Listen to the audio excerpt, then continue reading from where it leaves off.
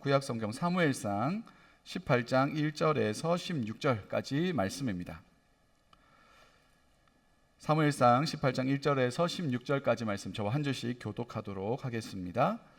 다윗이 사울에게 말하기를 마침에 요나단의 마음이 다윗의 마음과 하나가 되어 요나단이 그를 자기 생명같이 사랑하니라.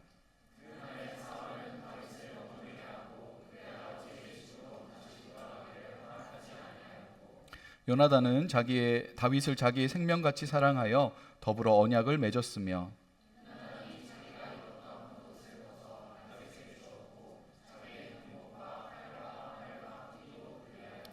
다윗은 사울이 보내는 곳마다 가서 지혜롭게 행하매 사울이 그를 군대의 장으로 삼았더니 온 백성이 합당히 여겼고 사울의 신하들도 합당히 여겼더라.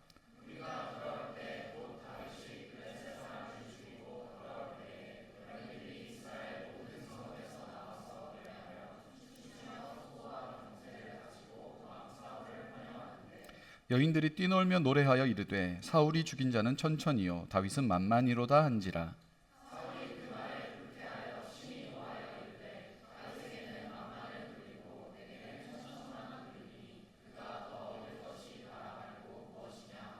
그날 후로 사울이 다윗을 주목하였더라.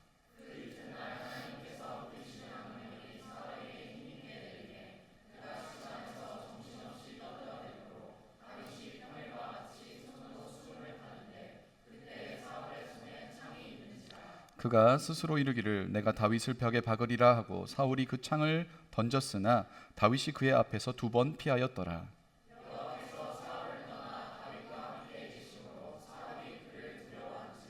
그러므로 사울이 그를 자기 곁에서 떠나게 하고 그를 천부장으로 삼음에 그가 백성 앞에 출입하며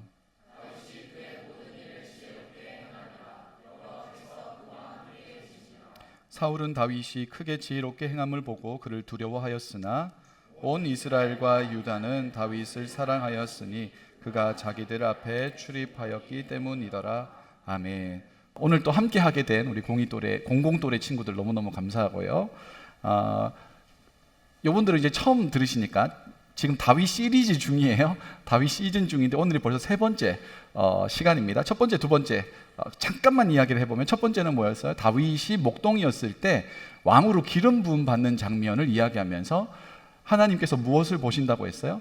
중심을 보시는데 그 중심을 저는 태도, 삶의 태도.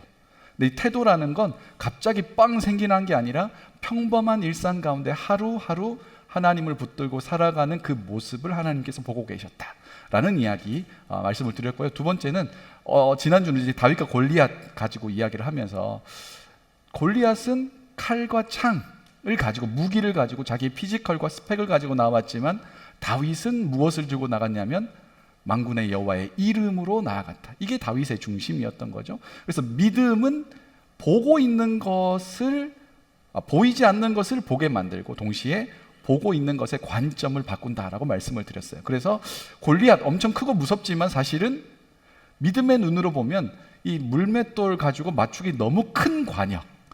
네.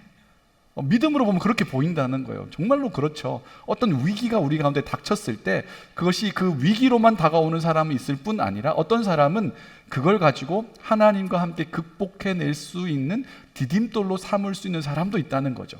그래서 믿음의 눈을 우리에게 열어주시기를 기도해야 된다라고 말씀을 드렸습니다. 오늘 3번째 이야기입니다. 다윗이 골리앗을 이긴 사건은 우리가 성경에서 너무 많이 이렇게 접하고 주일학교 때도 많이 들어서 익숙해졌지만 엄청난 사건입니다. 예를 들어 지금은 이제 그 LAFC로 옮겼지만 손흥민이 몸담고 있었던 10년 동안 몸담고 있었던 이 토트넘이 챔스에서 우승하는 거하고 비슷한 겁니다. 손흥민 빠진 토트넘이 챔스에서 우승하는 것보다 더 힘든 일이에요. 이해가 빡 되죠. 그리고 약간 이제 나쁜 생각인데 우승 안 했으면 좋겠어요.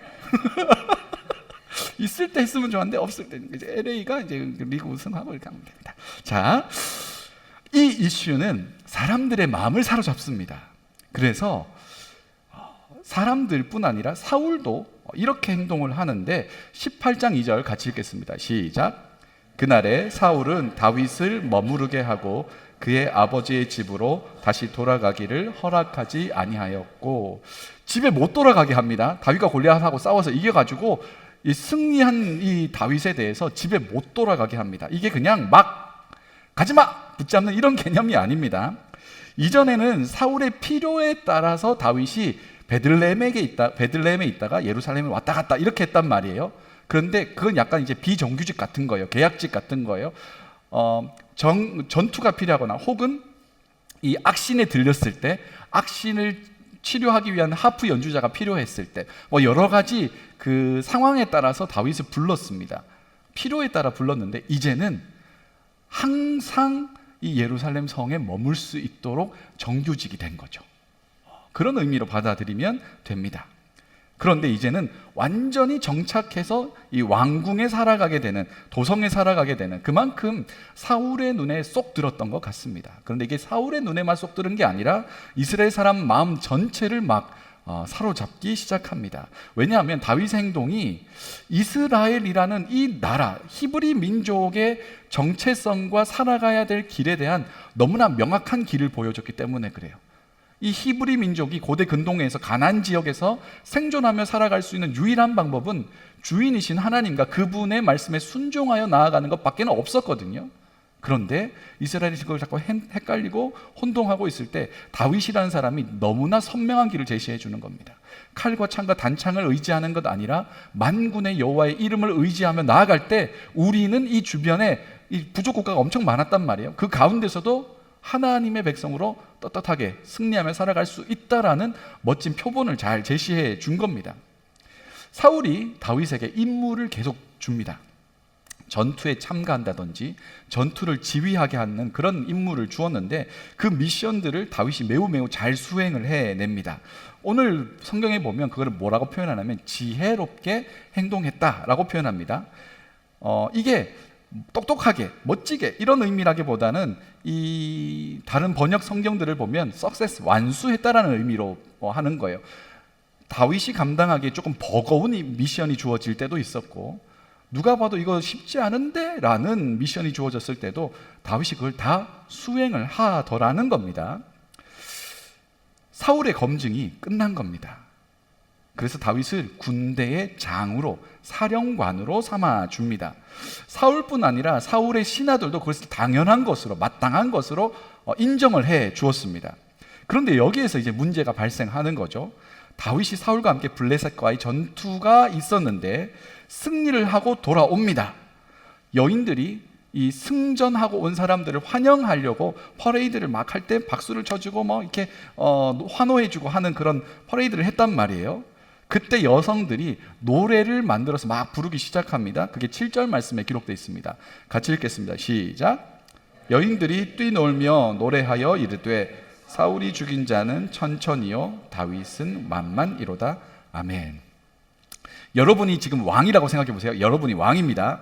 그런데 내가 임명한 장군이 전쟁에 나가가지고 엄청나게 잘 싸워서 이겼어요. 사람들이 그것을 축하해 줍니다. 그러면 여러분의 기분은 어떨까요? 자, 여러분이 사장인데 여러분이 그 직원으로 채용한, 우리 지난주에 왜 그 말도 안 되는 베네핏을 받는 그 직장의 이야기를 하지 않습니까? 텍스를 떼지 않고 내가 번 거 그대로 나에게 다 주는 그런 직장에 여러분이 취업을 했는데 그 사람에게 쉽지 않은 그 역할들을 막 맡겼단 말이에요. 근데 이 사람이 너무너무 잘하는 거예요. 아주 맺기 어려운 계약을 맡겼더니 이 사람이 정말 열심히 잘 준비해가지고 쉽지 않은 그 계약을 따왔어요. 부서 사람들이 와 너무 잘했다고 칭찬해 줄 때 사장인 나의 마음은 어떨까요?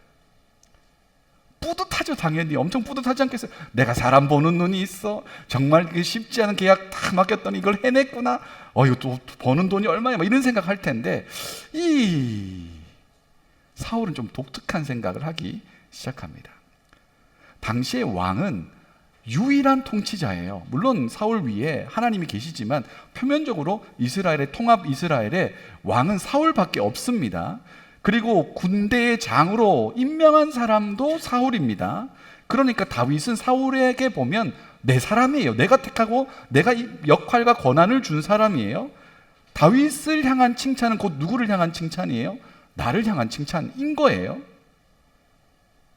그래서 성경에 보면 뭐라고 되어 있냐면, 방금 읽은 그 노랫말 있지 않습니까? 천천만만 전에 뭐라고 되어 있냐면, 무리가 돌아올 때 곧 다윗이 블레셋 사람을 죽이고 돌아올 때 여인들이 이스라엘 모든 성읍에서 나와서 춤추며 소고와 경세를 가지고 왕 사울을 환영하는데 라고 되어 있어요. 누구를 환영해요? 왕인 사울을 환영하면서 부른 노래예요. 그러니까 천천히고 만만이고 했을 때 이 모든 것은 누구를 향한 거예요? 사실은 사울이 다 받아 누릴 수 있는 것이었다는 겁니다. 얼마 전에 이 전교인 철야 예배가 있었습니다. 제가 이제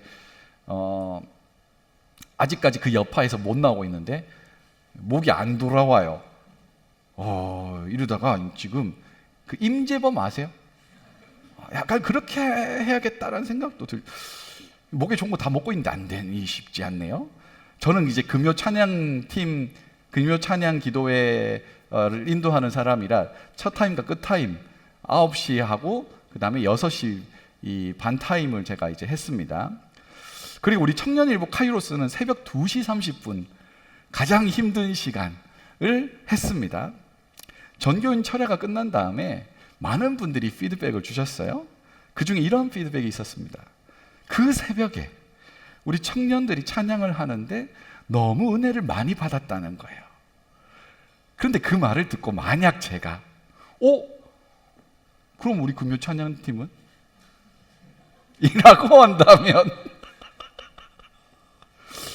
제가 그렇게 생각하겠습니까? 당연히 아니죠. 왜요? 저는 청년 일부 담당 목사잖아요. 카이로스가 칭찬받으면 제가 칭찬받는 것처럼 기쁜 일이죠. 당연히. 진짜 기분이 좋았습니다. 11시 30분부터는 청년 일부 포이에마 친구들이 이제 찬양을 했어요. 앞팀과는 다르게 조용하고 좀 깊이 들어가는 찬양을 했습니다. 어느 목사님께서 이런 피드백을 주셨어요. 첫 타임, 두 번째 타임 끝난 다음에 점점 기도가 깊어져 가고 있을 때 분위기 깨지 않고 이렇게 잔잔한 곡으로 깊이 이렇게 인도하는 곡으로 찬양해서 너무 좋았다는 거예요. 그러면 제가 그 말을 듣고 또 금찬기는, 카이로스는 이렇게 생각해요? 아니죠. 왜냐하면 우리 교회 포이에마 찬양팀이잖아요. 같은 식구고 다 하나님께 영광을 올려드리기 위해서 그 자리에 있었던 거잖아요. 그러니까 어떤 사람에 대해서 지목해서 하더라도 그게 저에게 거슬리거나 오히려 너무 잘하죠, 감사한 일이죠 하고 하나님께 영광을 올려드릴 수 있죠. 제가 이렇게 이제 포이에마 이야기를 하는 건 공공또래가 올라와서 하는 이야기는 절대로 아니에요. 그런데 사울이 지금 그렇지가 않아요. 8절 말씀 같이 읽어볼까요? 시작. 사울이 그 말을 불쾌하여 심히 노하여 이르되 다윗에게는 만만을 돌리고 내게는 천천만 돌리니 그가 더 얻을 것이 나라 말고 무엇이냐 하고. 이들의 노래가 불쾌했어요. 나를 승리하고 돌아온 왕을 환영하면서 축하하면서 부르는 노래가 불쾌해지기 시작합니다. 왜 이렇게 됐을까요? 사울이 지금 자기가 누군지 모르는 거예요. 지금 자기가 왕이에요. 다윗은 장군이에요. 그런데 사울이 다윗과 이 자신을 동등선에 지금 놓고 있는 거예요. 스스로를 지금 겸손도 아니고 스스로를 낮은 자존감 때문에 점점 깎아내리고 있는 거예요. 슬픈 일이죠. 다스리는 사람인데 나의 다스림을 받는 이 사람에 대한 칭찬을 오해하기 시작합니다. 결국 다윗이 잘하든 사울이 잘하든 누가 높임을 받으시면 되냐면 하나님이 높임을 받으시면 되는 겁니다. 근데 사울은 그럴 생각도 없고 사람들의 이야기를 하나님께 대한 찬양으로 받아들이지도 못합니다. 우리가 지난주에 믿음에 대해서 이야기하면서 믿음 이런 거라고 했지 않습니까? 믿음은 보이지 않는 것을 보게 하고 또한 보는 것의 관점을 바꾼다라고 말씀을 드렸어요. 그러니까 지금 사울에게는 뭐가 없는 거예요? 믿음이 없는 거예요. 지금 자신에게 주어진 상황을 믿음의 눈으로 볼 수가 없는 거예요. 다윗을 바라볼 때도, 사울 자신을 바라볼 때도, 사람들을 바라볼 때도 하나님의 시선으로 바라볼 수 없는 상황 가운데 지금 있는 거죠. 그래서 다윗을 자신과의 비교 대상으로 보는 겁니다. 하나님의 시선으로 보지 못하고 자신의 관점, 자신의 연약함, 자신의 낮은 자존감으로 다른 사람들을 보기 시작한 결과가 9절 말씀에 나와요. 우리 9절 말씀 같이 읽도록 하겠습니다. 시작. 그날 후로 사울이 다윗을 주목하였더라.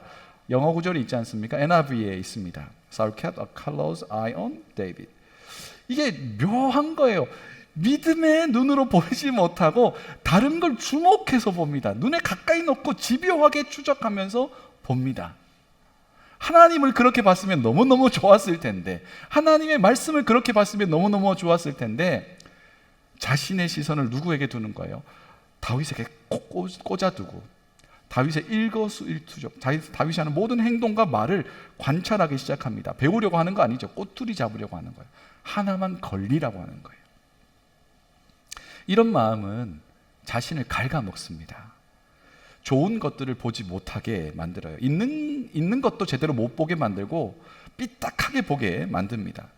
그런 눈으로 다른 사람도 보지만 결국 그런 눈으로 자신을 봅니다. 그게 슬픈 거예요. 남을 삐딱하게 보는 사람은 결국 자신도 삐딱하게 보고 있는 경우가 되게 많아요. 다른 사람과의 관계도 망가지지만 자신과의 관계도 망가지기 시작합니다.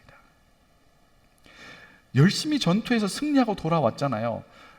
그러면 사울도 밤에 자기 전에 하나님 앞에 하나님 감사합니다 라고 찬양하고 나서 스스로에게도 축하해 줄 수 있죠. 힘든 전투였는데 잘 해내서 너도 참 기특하다, 잘했다, 토닥토닥 할 수 있잖아요. 그런데 지금 삐딱하게 보는 것 때문에 자기 자신을 칭찬하거나 위로하거나 격려도 못하는 거예요. 시선은 어디에 집중되어 있어요? 나의 비교 대상인 다윗에게만 집중되어 있는 거예요. 얼마나 스스로를 불편하고 소진되게 만드는 겁니까? 그런 스트레스가 막 쌓이니까 또 어떤 상황이 생겨요? 악신, 우리 지난주에 악신에 대해서 좀 설명을 드렸는데, 혹시라도 우리 그 지난주 설교를 못 들으신 분들이 있다면 다시 보기로 보신 다음에 그 부분만 스킵해서 보셔도 괜찮습니다. 악신이 들려가지고 또 극심한 우울, 두려움, 공포, 그게 또 육체적으로도 막 반응이 돼서 몸살 기운도 있고 통증도 있고 두통도 있고 막 이런 상황이 됐습니다. 이것도 누가 해결해 줘야 돼요? 이거 해결해 줄 사람은 또 다윗밖에 없는 거예요. 그러니까 이게 묘한 관계입니다. 다윗 때문에 스트레스 받는데 이걸 풀어줄 사람도 다윗밖에 없어요. 다윗을 부릅니다. 하프를 연주해요. 안 고침받으면 괜찮은데 이게 또 괜찮아져야 통증이 완화되고 기분도 편안해지고 이래요. 그러니까 갑자기 사울의 마음이 슬슬 짜증이 나기 시작합니다. 그러니까 누가 봐도 나한테 너무 필요한 사람이잖아요. 소중한 사람이잖아요. 근데 다윗을 볼 때 삐딱한 눈으로 바라보니까 이 불안과 공포의 그 에너지가 폭력적인 걸로 바뀝니다. 이 대부분 자신의 내면 가운데 부정적인 에너지들은 폭력적인 형태로 자신이나 타인에게 나타날 때가 훨씬 많습니다. 그러니 내 안에 있는 부정적인 감정들이 있을 때 빨리 털어버려야 돼요. 쌓여가지고 응어리가 지면 그걸 가지고 나를 괴롭게 만들든지 다른 사람을 괴롭게 만들 때가 많기 때문에 그래요. 사울이 이렇게 봅니다. 창이 옆에 있거든요. 창 잡고 던집니다. 그런데 성경이 되게 잔인한 표현을 하는데 벽에 박아버리리라라는 생각을 하고 그냥 대강 툭 던진 게 아니에요. 진짜 받겠다는 걸로 풀스윙 해가지고 창을 던지는 거예요. 근데 다윗이 보고 탁탁 2번 피했다고. 그 성경이 다윗을 좀 재치 있게 표현하는데 2번이나 탁탁 피했다라고 하면서 다윗을 좀 세워주죠. 그 피하면서도 다윗이 깜짝 놀랐을 겁니다. 왜냐하면 자기는 왕을 위해서, 하나님을 위해서 전쟁에 나가서 열심히 싸운 것밖에 없는데 갑자기 사울이 자기를 향해서 무기를 던져버리니까 얼마나 놀랐겠어요. 준비되지 않은 무방비 상태였음에도 불구하고 뛰어난 반사신경으로 탁탁 피하는 이 다윗. 그런데 다윗이 이거 가지고 한마디도 안 해요. 사울에게 왜 그러세요? 라고 물어보지 않아요. 내가 뭘 잘못했는데요? 라고 항변하지 않아요. 왜냐하면 다윗은 이후의 이야기도 계속 나오지만 사울을 향한 다윗의 생각이 뭐냐면 사울은 하나님이 세우신 왕이라는 명확한 정의가 자기에게 있었어요. 나도 기름 부음 받아서 다음 왕이 될 거지만 지금 왕은 누구예요? 사울이에요. 그 하나님이 세우신 사울에 대한 리스펙이 있었단 말이에요. 그래서 거기에 대해서 뭐라고 하지도 않고 반항을 하지도 않습니다. 이게 다윗의 중심인 거죠. 한편으로 이런 다윗은 안쓰럽게 여기고 깊은 우정을 보여주는 사람이 있습니다. 누구죠? 요나단. 사울의 아들입니다. 요나단은 별일이 없으면 주변 국가의 흐름에 따른다면 별일 없으면 사울 다음에 왕이 될 사람이겠죠. 그러니까 왕이 계승 서열 1위가 이제 요나단이에요. 그러면 사울보다 요나단이 조금 더 불편하게 다윗을 볼 수 있지 않을까요? 사울은 왕이잖아요. 자기 자리는 지금 정해진 거고 딱 확고한 거예요. 펌한 거예요. 근데 요나단의 입장에서는 다윗이 막 치고 올라오는 걸 보면 이것 봐라, 얘 뭐지? 사람들이 여기까지 보면 요나단 이름이 한 번도 등장 안 하거든요. 제대로 사람들이 요나단의 이름을 꺼내지도 않습니다. 근데 다윗 이름만 막 거론이 되는 거예요. 그러면 약간 상대적으로 불안감에 사로잡힐 수 있잖아요. 다윗 이상한 놈이네. 내가 있는데 자꾸 내 자리 차지하는 것 같고 불편한데? 라고 생각하지 않아요. 3절 4절 말씀 같이 읽어보도록 하죠. 시작. 요나단은 다윗을 자기 생명같이 사랑하여 더불어 언약을 맺었으며 요나단이 자기가 입었던 겉옷을 벗어 다윗에게 주었고 자기의 군복과 칼과 활과 띠도 그러하였더라. 아멘. 우리가 어떤 사람을 만날 때 그 옷이 되게 중요하지 않습니까? 회사 인터뷰 보러 가는데 그 회사의 분위기에 맞게 옷을 입을 수밖에 없죠. 만약에 힙합 레이블에 내가 취직을 한다고 생각하면 정장 입고 가면 떨어지겠죠. 약간 이제 바지도 이렇게 하고 구멍도 좀 나야 되고 왠지 모자도 스냅백 같은 거 보면 써야 될 것 같고 염색도 조금 해야 될 것 같고. 그런데 만약에 은행에 취직을 하려고 하는데 이제 고프코어라고 하나요? 혹시 아세요? 캠핑 복장 같은 거 입고 이제 인터뷰 보러 가면 은행 이제 취직하려고 하는데 은행에서 볼 때는 얘 왜 이러냐 이런 생각을 할 수도 있는 거죠. 그때 상황과 분위기에 따라 그 옷을 입는 이유는 뭐냐면 나라는 사람을 대변하는 것에 가장 큰 요소 중에 하나가 이 보여지는 옷이기 때문에 그렇죠. 지금도 그런데 당시에는 그 사람이 입은 옷은 매우 중요한 역할을 했습니다. 요나단이 입은 옷을 로브, 긴 가운 같은 거잖아요. 근데 이거 아무나 입을 수 있는 거 아니었고 상류층만 입을 수 있는 거였고 요나단이 입은 옷은 요나단 리미티드예요. 그러니까 요나단만 입는 거예요. 누가 봐도 그 옷은 요나단을 상징하는 거였습니다. 요나단을 상징했다는 건 뭐냐면 다음 왕을 상징하는 거였어요. 엄청 고급이었겠죠. 엄청 색깔도 특이했을 겁니다. 당시에는 상류층 사람들만 쓰는 특별한 염료들이 있었습니다. 색깔들이. 그거를 만들어내기 되게 어려운 과정을 거쳐야 되기 때문에 비싸가지고 보통 사람들은 쓰지 못하는 색깔들이 막 있었다고요. 그런 옷이었을 거예요. 그런데 요나단이 어떻게 해요?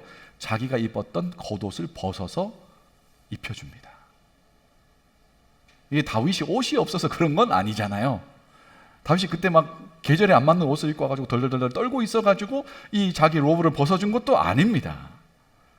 어떻게 보면 왕의 후계자, 다음 왕은 당신입니다라는 굉장한 상징이 담겨 있는 표현일 수도 있고 내가 가지고 있는 건 더 이상 나의 것이 아니고 너의 손에 맡긴다라는 엄청난 신뢰와 충성의 표현이기도 합니다. 당시에는 주인과 종 사이에 그렇게 옷을 교환하면서 이 충성을 맹세하는 경우도 있었거든요. 그러니까 자신이 가지고 있었던 것, 누리고 있었던 것을 다윗에게로 넘겨준다라는 의미로 겉옷과 옷과 무기를 다 이렇게 주고 있는 거예요. 그러면 당연히 자신이 누려야 할 것, 요나단 자신이 누려야 할 것을 요나단은 왜 내려놓을 수가 있는 거예요? 오늘 전체적인 성경의 맥락을 보면 요나단에게는 믿음의 눈이 있는 거예요. 다윗과 함께하고 계시는 하나님에 대한 이야기가 성경 곳곳에 오늘 등장을 하잖아요. 요나단의 눈에는 다윗이 다음 왕으로 보였던 것 같아요. 내가 마땅히 누릴 수 있는 것이지만 내 것 아니고 하나님의 뜻대로 되기를 원한다는 믿음의 표현이었던 것 같아요. 그래서 두 사람은 언약이라는 걸 맺습니다. 언약, 약속을 맺잖아요. 계약을 맺잖아요. 당시 이 히브리 민족의 언약은 두 사람 사이에만 맺는 게 아닙니다. 하나님 앞에서 맺는 겁니다. 그러니 이 언약이라는 건 요나단이 하나님께 순종한다라는 의미를 가지고 있는 거예요. 두 사람이 언약을 맺어. 약속은 목숨을 다해 지켜야 되거든요. 이 하나님 앞에서 맺는 언약의 특징은 목숨을 다해 맺는 거예요. 아버지 사울이 다윗을 몇 번 죽이려고 하냐면 초반부에 한 6번 죽이려고 합니다. 끊임없는 살해를 하려고 계획을 세우거든요. 그때마다 요나단이 다 지켜줍니다. 그 중에 그냥 이런 생각할 수 있잖아요. 다시 생각해 보니까 내가 왕 돼도 괜찮을 것 같은데, 그럼 6번의 시도 중에 한 번만 그냥 눈 딱 감으면 되잖아요. 아버지가 다윗을 죽이려고 할 때 그 정보를 다윗에게 다 넘겨주거든요, 요나단이. 근데 그 정보 한 번만 안 주면 되잖아요. 그러면 어떻게 되고 나면 어휴 다윗 어떡하냐 하고 자기가 그냥 은근슬쩍 왕이 될 수도 있는 거 아니겠습니까?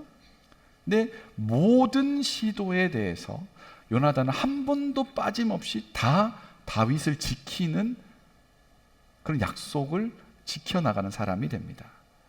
나중에 요나단이 전쟁에서 죽습니다. 다윗은 죽고 나서도 요나단의 자손들을 다 지켜줍니다.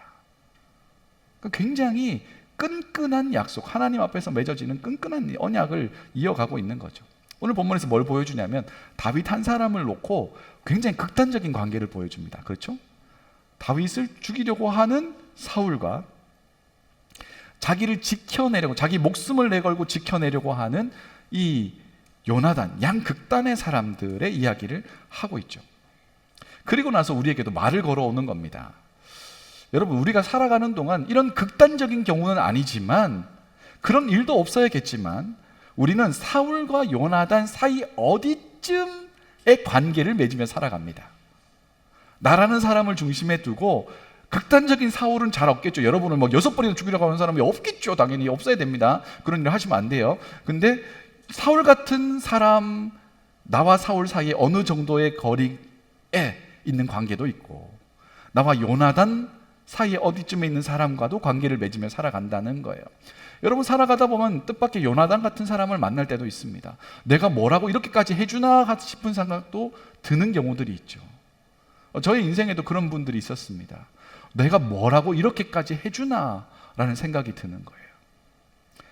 요즘에는 또 이렇게 좀 사회가 너무 각박해지다 보니까 어떠냐면, 누군가가 이 호의를 베풀면 내한테 원하는 게 뭐가 있을까라는 의도를 생각하게 되기도 하죠. 그만큼 이 요나단처럼 관계를 맺는 건 어렵고 희박한 시대 속에 살아간다고도 볼 수 있습니다. 그런 분들이 여러분에게 있다면, 요나단 같은 분들이 여러분들의 삶에 있다면 잊어버리지 마시고 꼭 기억하시고 고맙다고 이야기하셔야 돼요. 그랬으면 좋겠고요. 반대로 성경은 오늘 우리에게로 말을 걸어오는데 이렇게 걸어오죠. 사울 말고 요나단이 되라는 거예요. 예수님이 선한 사마리아인의 비유에서 결론으로 하신 말씀도 똑같습니다. 누가복음 10장 36, 37절 말씀 같이 읽어볼까요? 시작. 네 생각에는 이 세 사람 중에 누가 강도 만난 자의 이웃이 되겠느냐? 이르되 자비를 베푼 자니이다. 예수께서 이르시되 가서 너도 이와 같이 하라. 이거 맨 처음에 예수님께 나와서 종교 지도자가 물어봅니다. 누가 나의 이웃입니까? 라고 물어봅니다. 질문이 그거예요.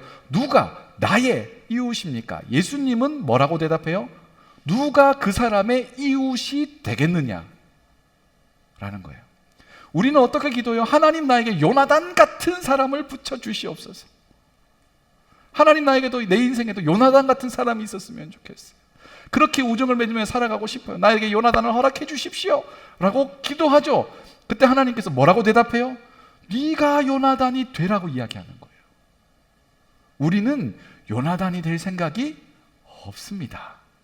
그런데 요나단 같은 친구는 있었으면 좋겠어요. 그게 우리가 가지는 신앙의 모순이에요.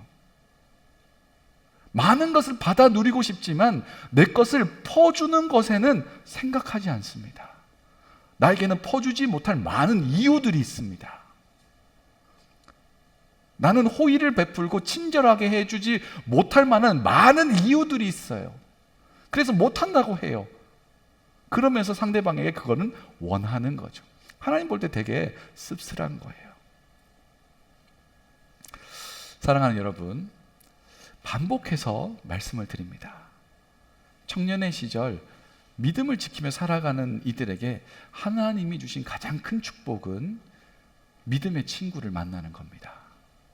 믿음 안에서 친구를 만나는 거예요. 이 친구 어떤 친구예요? 제가 우리 겨울 수련회 때, 여름 수련회 때 말씀드렸죠.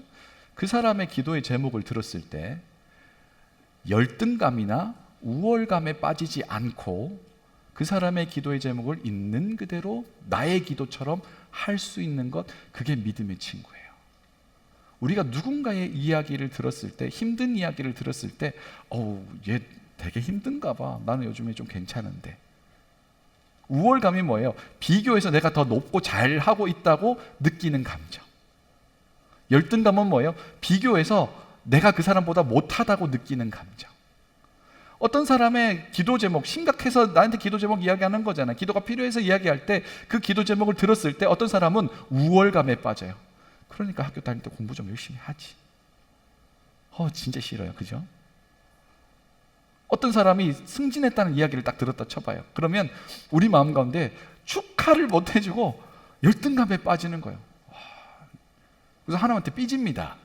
하나님, 내가 쟤랑 비교해서 뭐가 못해가지고 내가 더 봉사는 내가 더 열심히 하고 내가 뭐 했는데 하나님, 쟤는 왜 잘 되게 해주고 나는 왜 이 모양이에요? 이렇게 한다고요. 근데 진짜 믿음의 친구는 뭐예요? 그 사람의 기도의 제목을 들었을 때 우월감이나 열등감에 빠지지 않고 그 사람의 이야기를 있는 그대로 받아서 나의 기도처럼 기도하는 것. 그게 좋은 믿음의 친구라고요. 그런 친구가 여러분의 청년의 시절에 한 명만 있다면 꽤나 숨통이 트입니다. 그 신뢰는 굉장히 우리를 든든하게 만들어줍니다. 그런데 사울을 보면, 다윗을 보면서 뭐에 빠져요? 열등감에 빠져요. 자기가 왕이에요. 자기가 권력 1번이에요. 근데 열등감에 빠져요. 얼마나 슬픈 일입니까? 자신의 힘으로 다윗을 짓누르면서 우월감을 느끼고 싶어 해요. 결국 실패합니다. 요나단은 믿음의 눈으로 다윗을 봅니다. 보지 못하는 것을 보는 거죠. 보는 것에 관점이 바뀌는 겁니다. 나의 자리를 빼앗는 사람이 아니라 하나님이 그를 통해 다스리신다는 관점으로 바뀌는 겁니다. 사랑하는 여러분, 또한 우리 공공또래 여러분, 우리 공동체가 그런 믿음의 친구를 만나고 믿음 안에서 우정을 맺어가는 공동체가 되면 참 좋겠습니다. 여기 되게 많은 사람들이 있어요. 제가 이번에 셀 그다음에 교적 신청을 이렇게 하는 걸 보면서 스테이터스 상태를 이렇게 봤거든요. 시민권을 가지고 계신 분도 있고 영주권을 가지고 계신 분도 있고, 이 코비드 이후에 우리 캐나다에 있는 많은 그 한인 교회들도 그렇지만 특별히 포이에마 친구들은 더 많이 느꼈겠지만 유학을 왔던 사람들이 많이 이렇게 한국으로 다시 많이 돌아갔습니다. 워크퍼밋을 받거나 워킹 홀리데이로 왔어도 이 PR 영주권을 받기가 어려운 상태의 문이 좁아졌기 때문에 많이 오는 것도 사실은 쉽지 않은 상황 가운데 있어요. 그래서 우리 청년들의 스테이터스의 비율은 어떻게 되나 쭉 봤더니 생각보다 당연히 이 영주권과 시민권의 비율이 많았어요. 동시에 그 비자 상태에 계신 워크퍼밋, 워킹 홀리데이 비자가 계신 분들이 꽤 있더라고요. 특별히 세가족으로 오신 분들 중에 또 그런 그 스테이터스이신 분들, 저도 이제 외노자 아니겠습니까? 나라에서 볼 때 외노자인 거예요. 한 치 앞을 알지 못하는 외노자의 상황인 거죠. 이런 걸 보면서 이제 얘는 시민권을 가지고 있구나. 얘는 영주권을 가지고 있구나. 나는 없는데. 이러면서 내가 뭘가 못 나가죠. 이렇게 가면 진짜 힘든 거예요. 여기 굉장히 다양한 배경과 경험을 가지고 학력과 재산 정도와 지금 버는 정도와 굉장히 다양한 요소들을 가진 사람들이 여기 다 모여 있어요. 그 사람들을 어떤 눈으로 볼 것인가가 중요하다고 생각해요. 여러분들에게 사울의 눈이 아니라 요나단의 눈이 있었으면 좋겠고요. 여러분에게 믿음의 눈이 있었으면 좋겠어요. 하나님의 시선으로 그 사람을 바라보는 것. 나의 판단과 생각을 멈추고 하나님의 시선으로 본다면 한 명 한 명을 하나님께서 얼마나 귀하게 여기시는지, 사랑하시는지. 그러니 이곳에서 이렇게 모이게 하셨잖아요. 애써서 한 사람이 하나님이 한 사람 한 사람 모아가지고 우리 청년 일부 공동체를 만들어 주셨어요. 하나님 보시기에는 다 귀한 사람들인 거 아니겠습니까? 그 하나님의 눈으로 서로를 바라본다면 우리는 꽤나 믿음의 친구들을 만나고 사귀고 깊어져 갈 수 있을 겁니다. 오늘 예배 후에 이제 바베큐 합니다. 올해 새가족 등록하셨던 분들 그리고 공공또래 친구들 환영하는 자리인데 이분들에게 우리는 어떤 의미가 있을까요? 이분들에게 우리는 사울일까요? 요나단일까요? 제일 슬픈 게 뭔지 아세요? 별 의미 없음. 그게 제일 슬픈 거예요. 한 몸 공동체라고 했는데 별 의미가 없다면 우리는 왜 이 공동체라는 이름으로 모인 걸까요? 그렇죠? 우리가 서로에게 의미 있는 존재였으면 좋겠어요.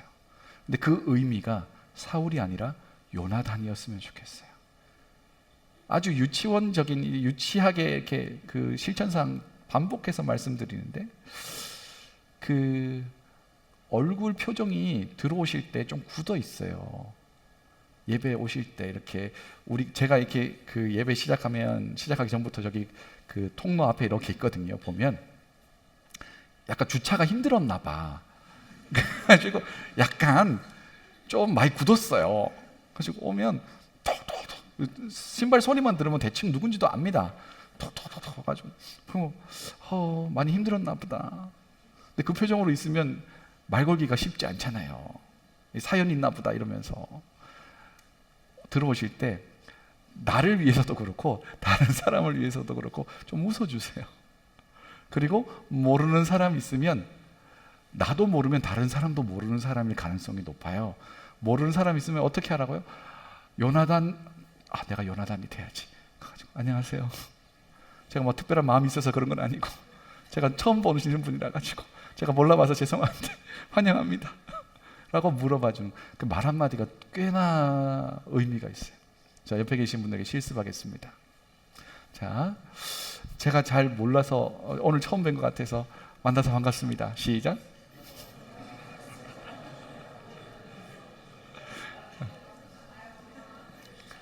네, 거기 그 시골 할머니처럼 막 이렇게 하지 마시고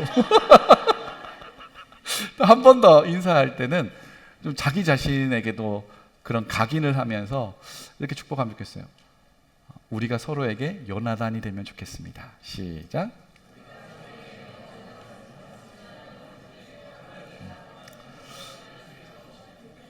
네, 이제 공공또래한테 나중에 물어볼 거예요. 요나단처럼 온 사람이 있었냐라고. 없었다 그러면 또 설교할 거 똑같은 설교. 서로를 내 취향이 아니라 내 선호가 아니라 믿음의 눈으로 하나님의 시선으로 바라보고 내 스타일 넘어 요나단처럼 서로에게 다가갈 수 있을 때, 이 시절 의도가 없으면, 나에게 이익이 없으면 서로 뭉치기가 어려운 시절이잖아요. 그럼에도 불구하고 그것을 다 뛰어넘어서 이 거친 파도 위를 나와 함께 물 위를 걸어가는 믿음의 친구를 꼭 만나는 후반기 되면 좋겠고요. 다음 주부터 우리 셀 시작합니다. 셀의 목적은 명확합니다. 우리 25, 26 셀의 목적은 그런 믿음의 친구를 만나는 겁니다. 여러분의 목적은 연애일 수 있는데 있잖아요. 그 믿음의 친구가 훨씬 오래가고 훨씬 중요합니다. 아시겠죠? 뜨끔한 사람들이 좀 있죠? 에? 연애를 셀의 목적으로 하지 마라. 그런 사람들은 또 만나가지고 별로 좋은 끝을 못 봤어요. 믿음의 친구를 먼저 만나. 다음 주에 또 해야겠구만. 청년의 시절 믿음 지키고 살아간 거 어렵습니다. 삶의 태도 만드는 거 어려워요. 나 혼자 쉽지 않기 때문에 믿음의 친구 꼭 필요하고요. 나도 그 사람에게 그런 믿음의 친구가 되어주면 좋겠어요. 그렇게 서로에게 기도의 제목을 나누면서 내 기도처럼 기도해 주는 그 한 사람으로 인해 얼마나 든든한 것인지, 나도 그 사람을 위해 기도할 때 그 기도가 응답될 때 같이 기뻐하는 그 희열이 얼마나 큰지를 받고 누리고 경험하는 우리 청년 일부 공동체 되기를 소망합니다.